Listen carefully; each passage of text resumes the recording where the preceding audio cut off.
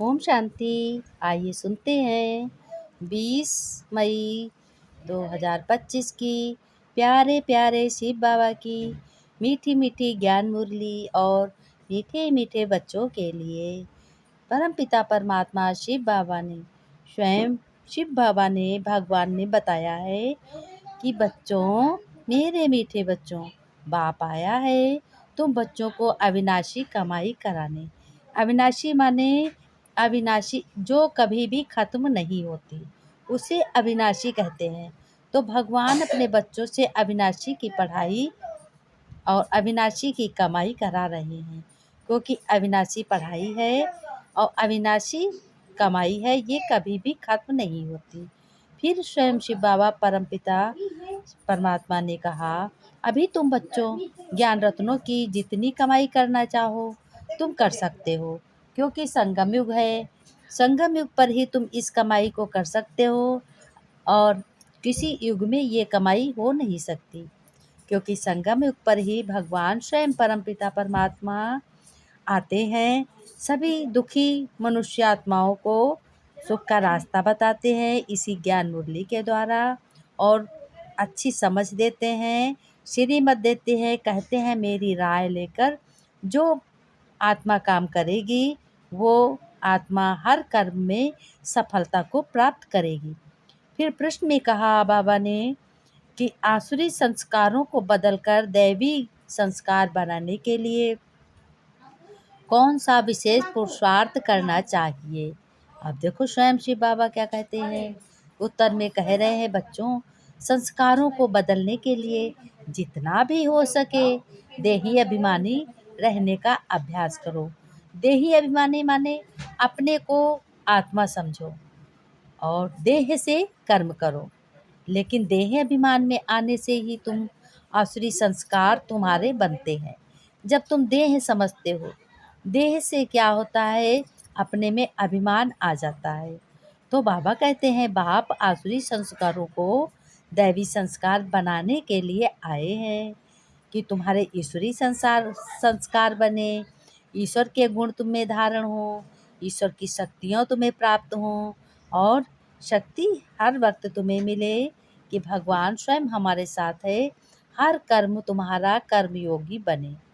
फिर बाबा ने कहा पुरुषार्थ पहले करो, पहले मैं देही आत्मा हूँ, पहले अपना को मन में सोचो और कि कहो कि मैं देवी आत्मा हूँ, मैं देही आत्मा हूँ, पीछे शरीर, यह शरीर है।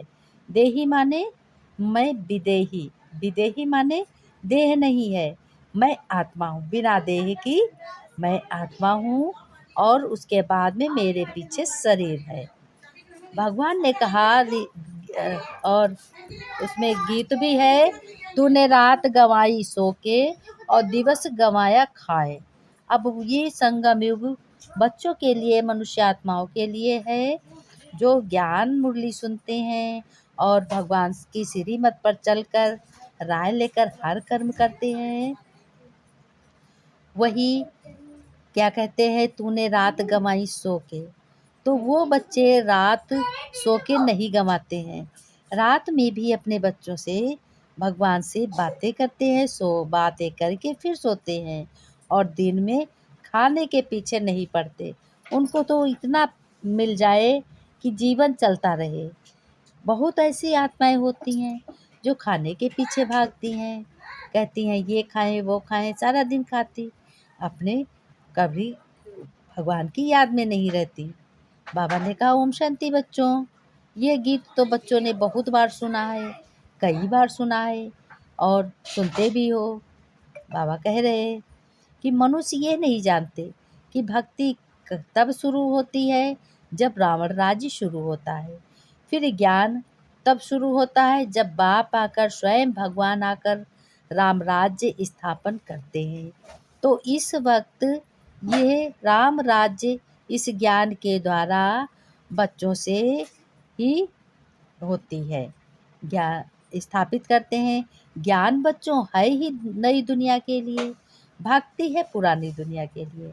अब भगवान कहते हैं पहले तो अपने को देही आत्मा समझना है, जिस प्रकार से श्री कृष्ण ने अर्जुन को कहा कि अपने को आत्मा समझो और आत्मा से सब आत्माएं हैं तो सब भाई भाई हैं। बाबा ने कहा तुम बच्चों की बुद्धि में है हम पहले आत्मा हैं, पीछे शरीर है, परंतु सृष्टि का ड्रामा, सृष्टि के चक्र, मनुष्य सब रॉन्ग हो गए हैं, ऐसा बना हुआ है। इसलिए उल्टा समझ लिया है कि पहले हम देह हैं फिर देही हैं। बाप कहते हैं यह तो विनाशी है देह।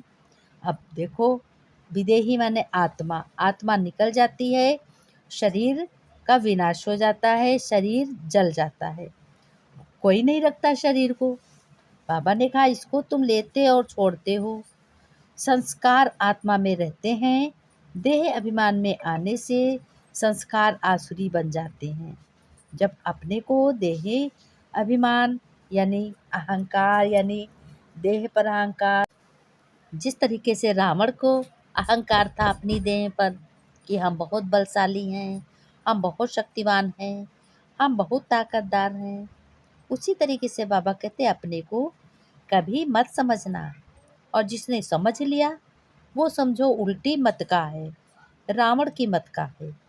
अब बाप कहते हैं भगवान ये तो तुम लेते हो छोड़ते हो, संस्कार आत्मा में रहते हैं, देह अभिमान में आने से संस्कार आसुरी बन जाते। फिर आसुरी संस्कार दैवी बनाने के लिए बाप को आना पड़ता है। जब आना पड़ता है, ये सारी रचना उस रचता बाप की है। रचयिता कौन है? भगवान स्वयं, परमपिता परमात्मा। उनको सब फादर कहते हैं, कहते माता पिता तुम मेरे। जैसे लौकिक बाप को भी फादर कहा जाता है, बाबा और अम्मा को दोनों अक्षर बहुत मीठे लगते हैं। अब भगवान कहते हैं रचयिता कि वह पहले माँ को अडॉप्ट करते हैं, फिर रचना रचते हैं।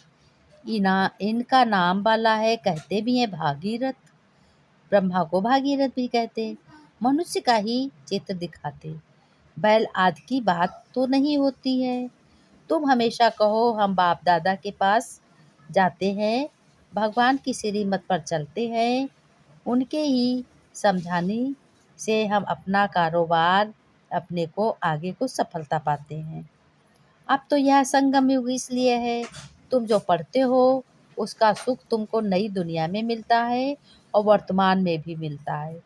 बेहद के बाप ने कितनी बड़ी प्रलब्ध तुमको मिलती है। वो तो भगवान बेहद का है, उसके पास अथाह प्रॉपर्टी है, बहुत ज़्यादा प्रॉपर्टी है। इसलिए तो बच्चों को पूरा पुरुषार्थ कर श्रीमत पर चलना चाहिए। बाप है श्रेष्ठ ते श्रेष्ठ, उनसे तुम श्रेष्ठ बनते हो, वह तो सदैव है ही श्रेष्ठ, तुमको श्रेष्ठ बनाते हैं। 84 जन्म लेते लेते फिर तुम भ्रष्ट बन जाते हो। अब भगवान स्वयं अपने बच्चों से कहते हैं मैं तो बच्चों जन्म मरण में नहीं आता, अभी तुम भाग्यशाली रथ में मैं प्रवेश करता हूँ, भाग्यशाली रथ में मैं प्रवेश करता हूँ। तुम बच्चों को मैंने पहचाना है, तुमने भी मुझे पहचाना है। पत्ते झड़ते रहते हैं, ढेर फूल निकलते, फिर तूफान लगने से वो सब गिर जाते हैं। कोई कोई अच्छी रीत फल लग जाते हैं, फिर भी माया के तूफान गिरते रहते हैं। बाबा ने कहा माया का तूफान बच्चों बहुत तेज है, उस तरफ है बाहुबल, इस तरफ है योग बल। रावण तरफ है बाहुबल यानी अपनी बाहों का बल, देही का बल, और राम राज्य की तरफ है योग का बल कि जो बच्चे योग लगाते परमपिता परमात्मा की याद करते हैं वो राम राज्य में हैं। चलते फिरते बाप को याद करो, भगवान को। स्वयं तुम आधा कल्प के लिए आशिक हो, मुझे याद करते आए हो, अब मैं आया हूँ। आत्मा को कोई भी नहीं जानते, इसलिए बाप आकर रियलाइज कराते हैं। ये भी समझने की बड़ी महीन बातें। आत्मा अति सूक्ष्म है और अविनाशी है, ना आत्मा विनाश होने वाली है, ना उनका पार्ट विनाश होने वाला। ये बातें मोटी बुद्धि वाले मुश्किल से समझ सकते हैं। बाबा ने कहा ये बातें जो हैं मोटी बुद्धि वाले मुश्किल से समझ सकते हैं। मुझे तुम याद करते आए हो, अब मैं आया हूँ, इसलिए बाप आकर कहते हैं मुझे याद करो।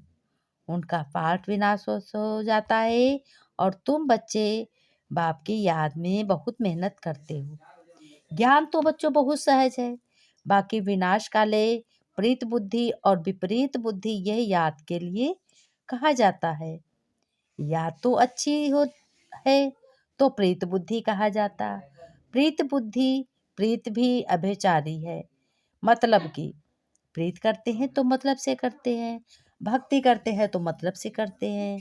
अब कहते हैं भक्ति में कि ये हमारा काम पूरा हो जाए तो मैं प्रसाद चढ़ाऊंगा या चढ़ाऊंगी। और प्रीत आजकल देखो कलयुगी प्रीत है, मतलब की प्रीत, कुछ उससे बनने वाला है, कुछ उसका उससे फायदा है, तो प्रीत बुद्धि तो उसके बिल्कुल चिपट जाएंगे, उसके बिना नहीं रह सकेंगे। और जब कुछ मिलने वाला नहीं है या कोई फायदा नहीं है तो उससे मुख मोड़ लेंगे। अपने काम के लिए उसे बहुत मोहब्बत, और अपना काम निकल गया तो जनता भाड़ में चली गई। ये रावण राज्य की निशानी है। अब राम राज्य की निशानी है कि अपने से पूछना है हम बाबा को कितना याद करते, ये भी समझते बाबा से प्रीति रखने से फायदा है। रखते रखते जब कर्मातीत अवस्था हो जाएगी, ये शरीर भी छूटेगा और लड़ाई भी लगेगी। जितना बाप से प्रीत होगी तो तमो प्रधान से सतो प्रधान बन जाएंगे, यानी दुखी से सुखी बन जाएंगे। जब समय पूरा आता है इस उनकी सबकी प्रीत बुद्धि एक बाप से लग जाती है। बाबा ने कहा माया बहुत विघ्न डालती है, बाप के पास सर्विस के भी समाचार आते हैं। आज वायुमंडल को समझाया, ये क्या किया। ड्रामा में कहा बाबा ने कि सबको क्या करना है, तुम बच्चों को ये ख्याल रखना है, माताओं को आगे करना है। यह है चैतन्य दिल वाला मंदिर। तुम चैतन्य में बन जाएंगे, फिर तुम राज्य करते रहेंगे। भक्ति मार्ग के मंदिर आदि रहेंगे नहीं। बाबा ने कहा मीठे मीठे बच्चे, सिक्की लदे बच्चों प्रति माता पिता बाप दादा का याद प्यार और गुड मॉर्निंग। रूहानी बाप की रूहानी बच्चों को नमस्ते नमस्ते, गुड मॉर्निंग, शुक्रिया बाबा शुक्रिया। बच्चों ने गुड मॉर्निंग की, हम रूहानी बच्चों की रूहानी बाप दादा को याद प्यार और नमस्ते नमस्ते, गुड मॉर्निंग बाबा शुक्रिया। एक बाप के धारणा में कहा, एक बाप के अभिचारी प्रीत रखते रखते कर्मातीत अवस्था को पाना है। इस पुरानी देह और पुरानी दुनिया से बेहद का वैराग्य होना। कोई भी कर्तव्य बाप के डायरेक्शन के विरुद्ध नहीं होना करना है। युद्ध के मैदान में कभी भी हार नहीं खानी है। डबल अहिंसक बनना है, डबल सेवाधारी बनना है। वरदान में बाबा ने कहा शुभ भावना से सेवा करने वाले बाप समान अपकारियों पर भी उपकारी भव, उपकार करो। जैसे भगवान अपकारियों पर उपकार करते हैं, ऐसे आपके सामने कैसी भी आत्मा आए, कैसा भी मनुष्य आए, लेकिन अपने रहम की वृत्ति से शुभ भावना से उसे परिवर्तन कर दो। यही है सच्ची सेवा। जैसे साइंस वाले रेत में भी खेती पैदा करते हैं, खाद भी ज़्यादा डालते हैं, ऐसे साइलेंस की शक्ति से रहमदिल बन अपकारियों पर भी उपकार कर धरनी को परिवर्तन करो। स्वपरिवर्तन स्वतः ही हो जाएगा।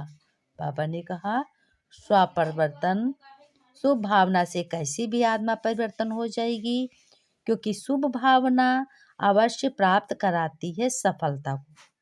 स्लोगन में बाबा ने कहा ज्ञान का सिमरन करना है। जो भगवान ज्ञान सुनाते हैं उसको मन में अपने रखना है, मन में उसको बार बार उच्चारण करना है। जिस तरीके से पागुर करते हैं, मन में अच्छा लगता है कि चलो हाँ बाबा का ज्ञान है, भगवान ने दिया है स्वयं ज्ञान, तो इस ज्ञान की वैल्यू समझो कि ये ज्ञान कौन सुना रहा है। ये स्वयं भगवान सुना रहे हैं ज्ञान। कह रहे हैं बच्चों तुम्हें अबकते अपने बच्चों जैसा मैं मानता हूँ, भगवान ने कहा। तुम भी अपने पिता, माता पिता, भाई बहनों की तरह तुम भी याद करो। जब याद करोगे तो तुम्हें बहुत ही सुख होगा, दुख भी नहीं। भगवान ने कहा ओम शांति बच्चों, तुम्हें अपने भगवान परम पिता की श्रीमत पर एक एक कदम राह लेकर चलना है। ओम शांति। इस वीडियो को आगे देखते रहो, कमेंट भी करते रहो। ओम शांति। दर्शकों, सभी दर्शकों को बहुत बहुत धन्यवाद। सभी को नमस्ते। ओम शांति। ऐसे ही साथ देते रहे आगे।